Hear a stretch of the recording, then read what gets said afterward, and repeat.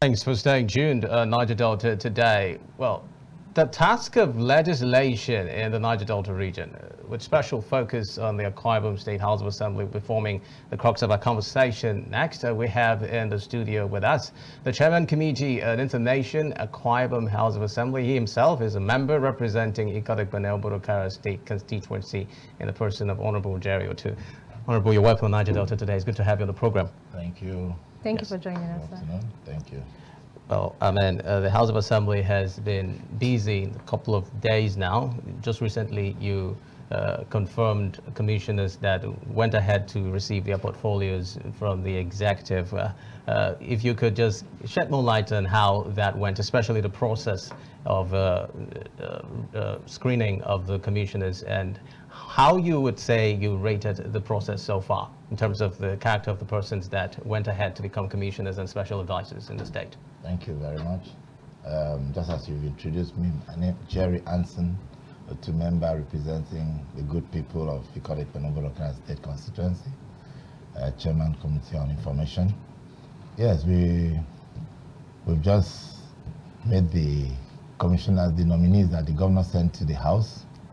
We interviewed them based on the CV that was sent to us, and we also saw checked their documentation, and we knew that the governor actually did a very thorough job, because he brought in people of integrity. Majority, I think 70%, almost having doctorate degrees, and they are sound people. So we know that they are going to take Akwa Ibom to another level completely. Yes, the interview was fine, the screening was good, and the people responded, according to the questions that we had put to them, and we checked their CVs, and we knew that they are good. So we had to go through. Meaning the governor made the job very easy Absolutely, for you by picking the right people. Exactly, he did it. Okay, Honorable Gerald too. I mean, there's this aspect that I have been hoping to move out of the way, which is the issue of the governor not attaching portfolios to the persons that came for the screening, that is the nominees, that is. Do you think it would have helped your work of legislation if you had those portfolios beforehand and then had to also make input as regards what you feel about respective portfolios that have been allocated to the nominees? Yeah, even when you look at it from the federal level, the ministers, they don't attach the portfolios. Okay, so I think it's just a tradition, because the portfolio is just a prerogative of the governor. He knows where he wants to put a particular person, but he's just telling us to give them the general interview, and basically, which when you're trained at university, you are trained to meet a certain target. It doesn't have to, you could be an engineer, fine and good, you're an engineer, but you have the basics of doing other things outside the engineering field. And so you're satisfied with the, you would say the House of Assembly is satisfied with the spread of the portfolios that the governor has eventually handed down to the different commissioners. Very much.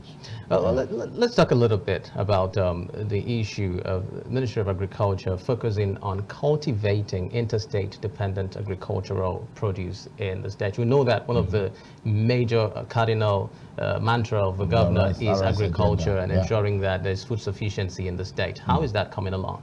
It's doing very well, and we are we're thinking that, if they change the Commissioner of Agri, that we could have a little bit of slowdown. But we are happy that the governor has retained her on that office as the Commissioner of Agriculture, because she's good. She knows what she's doing, and she's not doing below our expectation. And we know that with this time that the governor wants them to hit the ground running, as he said that the work has begun, which is true. So you're going to, in a couple of weeks, you'll start seeing the result of what she had planted some years back before the new administration. Okay, harping on his question, he asked how the Ministry of Agriculture is going to make sure that some essential food items that are being gotten from other states within the region are produced here and are going to meet food sufficiency when it comes to those products. Are we sure she has that on ground already? Yeah, it's still like on the agric side, which that's our main focus on the Arise agenda. We have expanse of land that the government had acquired, and he had already the governor Moeno had last year, if you could remember, he said that every local government should bring out a certain portion of land. So that means that every local government will have a portion of land that stuff will be cultivated. We'll find out and say, okay, they are good in this, you know, we could plant this and that. So but by the time we go around 31 local government, man, we'll have more than enough and to export. Okay, and the role of mechanized farming. A lot of people have been talking about mechanized farming. It's going to make it easier and it's going to make the job faster. Yeah. It's going to make it actually look like you're not burdened being a farmer, because there's so much burden when it comes to farming, especially when you do subsistence farming. That's and true. unmechanized. So the issue of mechanized farming, how well are we driving that initiative? But the government is already making provision to import some tractors already on the way. Okay. You know, coming in a couple of, I mean, we don't have to open the cards here so that you won't say, you won't quote me and say you said that, but we know that tractors are coming in. And these things, some of them are not even imported, some of them are even locally sourced, you know, like if you look at some of the mechanized tractors that are coming in, they are locally sourced. So it's not a matter of saying, oh, we are waiting for them to be cleared from the ship or something. So we are going to send those messages will be sent across, and then local government, as he has said, you know, a couple of times, that you don't need to come and they will hire it. Okay. It's not every local government that will have a tractor or a particular tractor, but you have when you have a need, you apply for it from the central place, and then maybe you go and hire it, give a certain period that maybe you're going to use the harvester for so and so period. You do it and maybe pay a token, because diesel must be put, you know, for those things to run. It's not going to be free. You know.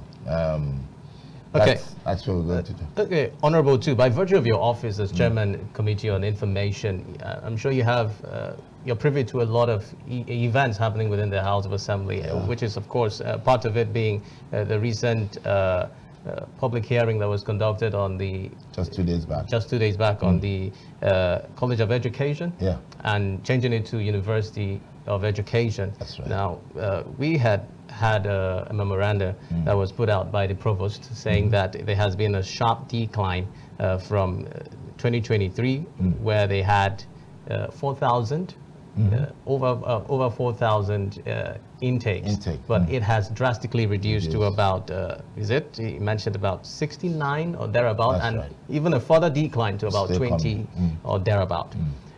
Do you think that this bill is going to achieve its aims of ensuring that it revives the college? Yeah, by the special grace of God, you know that this bill is a private sponsored bill. It's not an executive bill, and this is a very powerful private sponsored bill.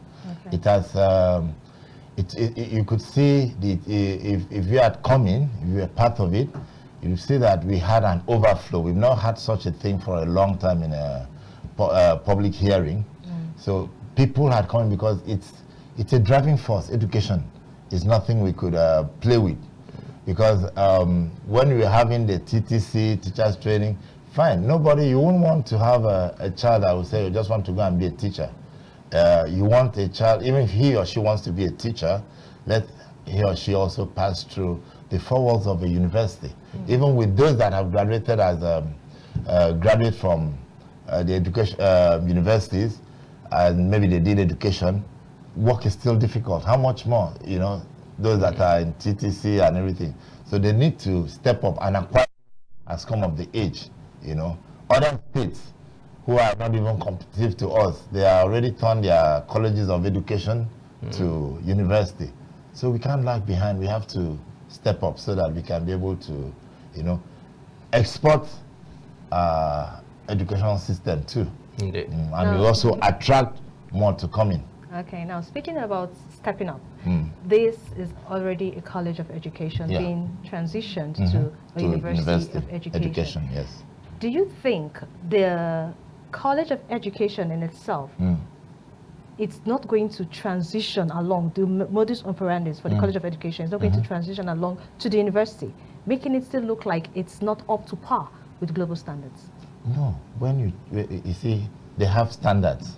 College of Education will have a certain requirement before it's given approval for those courses in education.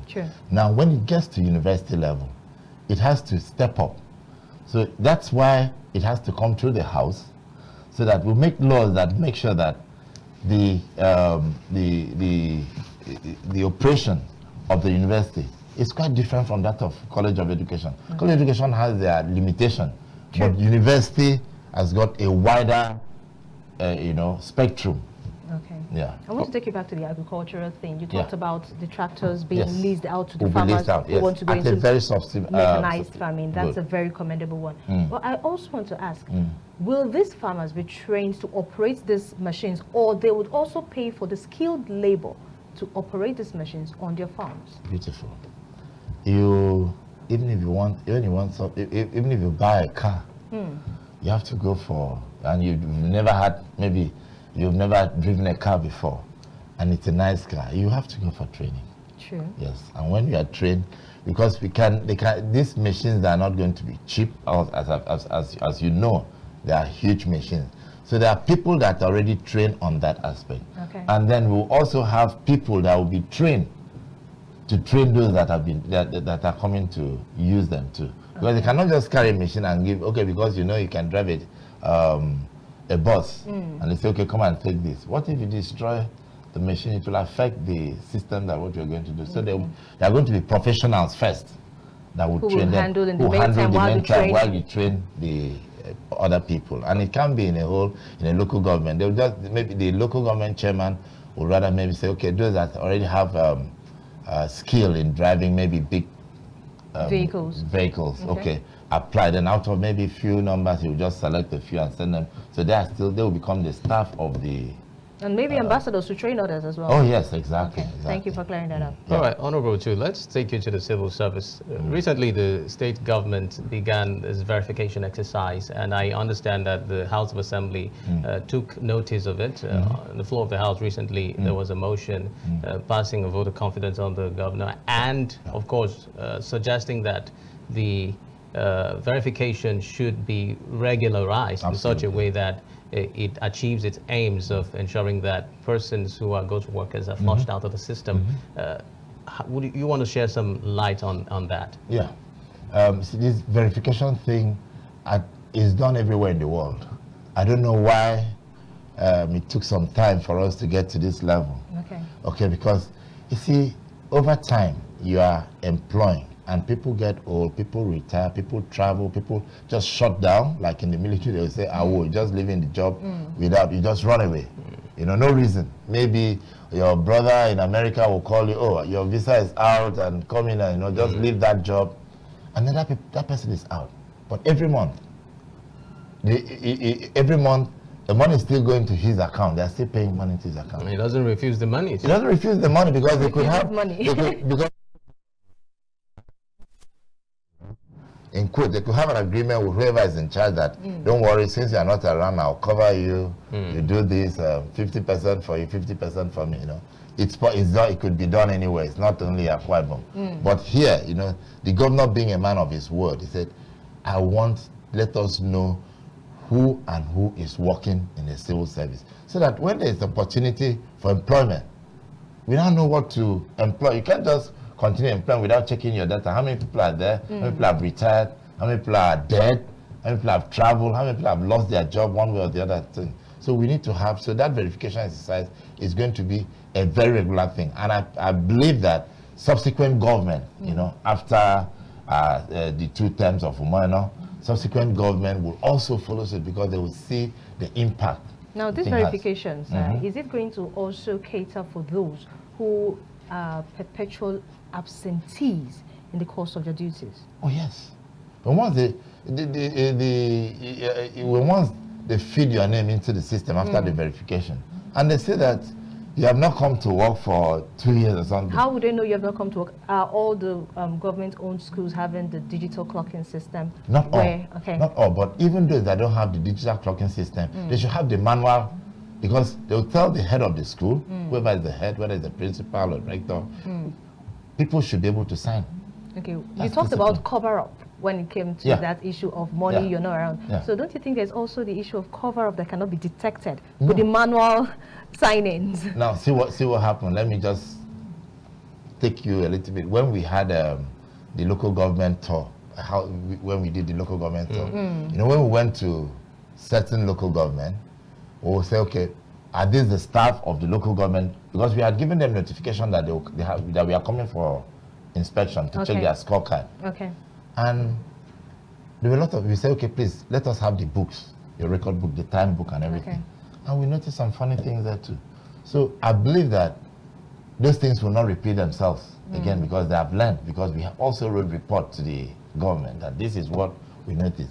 So if they want to do, if somebody wants to cover up, you have limitation. We are not saying that you're going to have 100% this, but there will be limitation, and then nobody wants his or her ox to be glad. So everyone wants to, this is what I'm having. Let me maintain. I've seen what happened to Mr. X in this place, this local government, or this ministry. So everybody wants to be careful, because once it falls on you, there'll be no excuse, because, you know, at times it looks as if it's difficult to sack a government worker, but there are certain legitimate rules that will show that that person does not qualify to be a staff of the government. Okay, now you talked about informing the workers in the local government of the inspection. Yes. Don't you think it would be better if it's unannounced, unexpected, No, because such supervision? I agree. That we're just starting something. Okay. Now, when we do oversight function, we don't really inform again. Okay. This one was, and again, we wanted to check their scorecard. So we didn't want a system that you tell us that the admin officer went for a burial. Exactly. You know this thing, my sister. So you said the admin officer went for a burial, or they just called and went to the hospital, so and so thing. So, but when we are doing oversight functions now, we don't need to tell you we are coming. Okay. You know, we just get in there and we get what we want. Okay, Honorable too. Well, as we begin to wind down this conversation, of course, I'm not going to let you go without shedding light a little bit on your activities in your local government area, which is Ikotek Bene, Obodokara. I'd like you to share some of the activities you have been engaged in. Thank you. Let me start from the closest one. That's, we've just had the chairman of the local government, my chairman. That's Elder Nyefyonkom. Okay. Who was just coming as the chairman of the local government, and at least within my period too. Okay. Ikotek Bene is the oldest experimental local government in West Africa, 1951.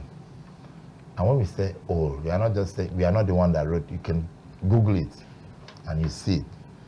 And you see, when something is old, there are certain things you should expect from as a result of that age that has come in. Sure. But it wasn't like that. Now, we said, okay, we want to do this. We want to return to its restoration. We want to bring it back to its former glory. So that when you come into the city, I thank past governor, the current president of the Senate, what he did to Ikotek Bene by removing the prison that was in the center of the town, you know, to a rural area, and bringing the 4 Points. That's one of the best, it's the best hotel now in Akwa Ibom State. You know, people are always, if you go there today, you might not even have a space if you've not booked, because it has a class of its own, managed by the Marriott. So when I came on board, barely 2 years, about a year, 7, 8 months now, I noticed, I said, what am I going to do to make a difference? I said, first and foremost, let me stay in Ikotek Bene and feel my people.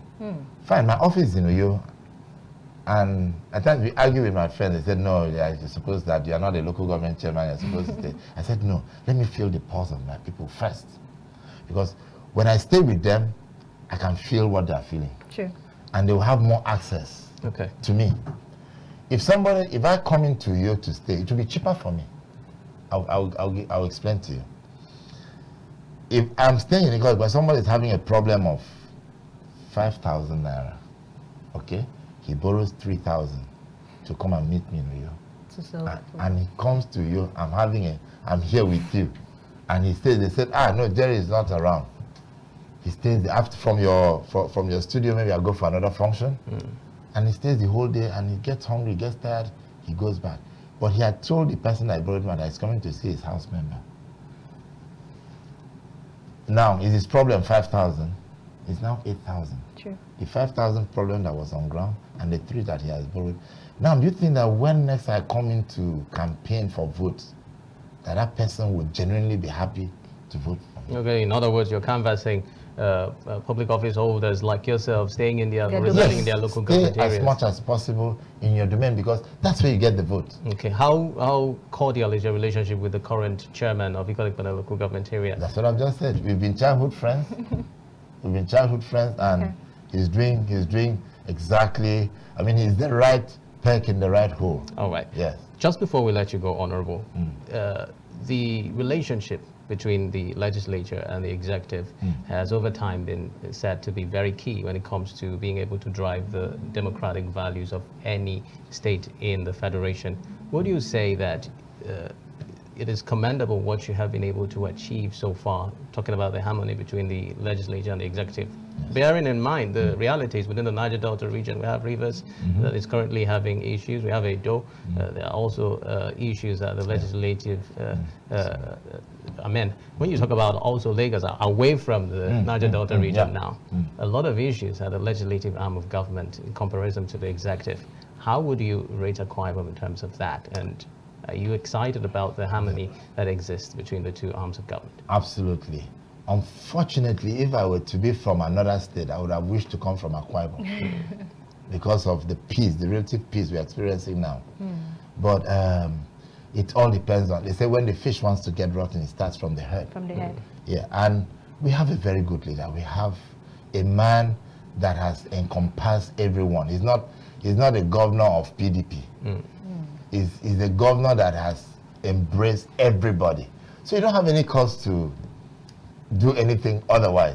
Even though we are 100% PDP in the House of Assembly, even when we were 98%, we still had 2 people from other parties. But we were not antagonistic in any way. Okay. It is how the leader takes his people. A good governor, Pastor Omoeno, PhD, has come a long way. I am so proud to be one of those working with him. Okay. I would have envied somebody in that position that would not have seen the light. We have seen the light. We are not, he said at the end of the tunnel. We are no longer in the tunnel. All right. We are at the end of the light. Already. Honorable too, please. Just one last question. What's that thin line between a legislature that has a mind of its own and the one that is rubber stamp? You wouldn't turn your face away from certain allegations that if there's too much harmony between the legislature and the executive, there could be the danger of running the risk of being described as a rubber stamp. Would you say that the 8th Assembly of the Akwa Ibom State House of Assembly is rubber stamp? No, I will not agree to it. We can never be. We are not rubber stamp because we have. You see, it depends on. That's why I'm saying the head. The matter depends on who is the head. If they had brought in, maybe we had a governor who was not doing right, definitely there would have been a fight. Okay. But we have seen that everything. This man has been a successful businessman, and he's turning Akwa Ibom to a business hub. So we have to encourage him. Okay. We have to work, in synergy. We have to have a seamless movement so that we can be able to achieve. If we start fighting, that will not stop the governor from still doing what he wants to do. Okay. He will still be having a security vote and he will still be doing, but then the masses will be the one that will suffer.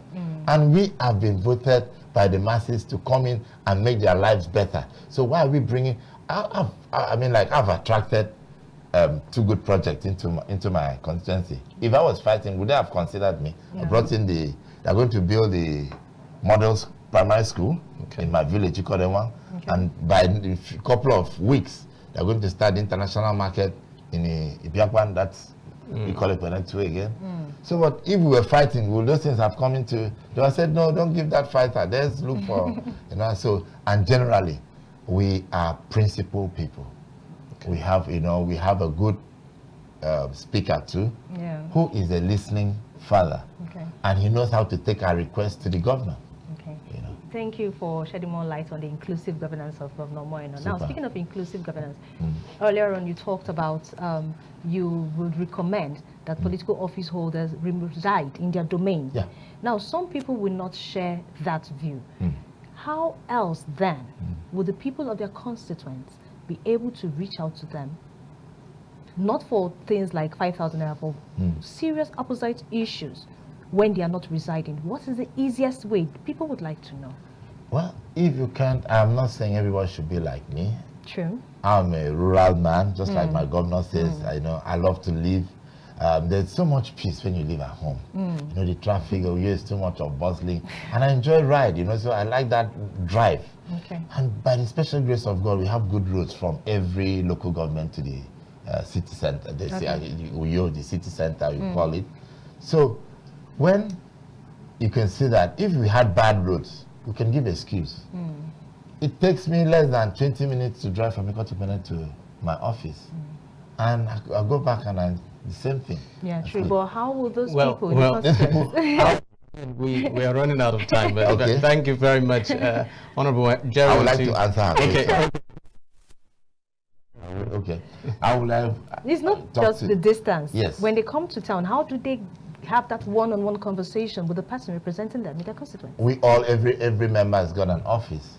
So if you can move to, if you can't get, if he doesn't come home often, you don't see him often, go to his office. Okay. Yes. That's why you sent him there. Okay. He's not his office. He's sitting there representing you. So go to his office and tell him, make your request known. Thank you very much, sir. Chairman, Committee on Information, Akwa Ibom State House of Assembly, and member representing Ikotipene State Constituency, Honorable Jerry Otu, thank you very much for making our time to feature on Niger Delta today. We'll hope to have more of you on the program. No, you're going to have more of me because, I mean, like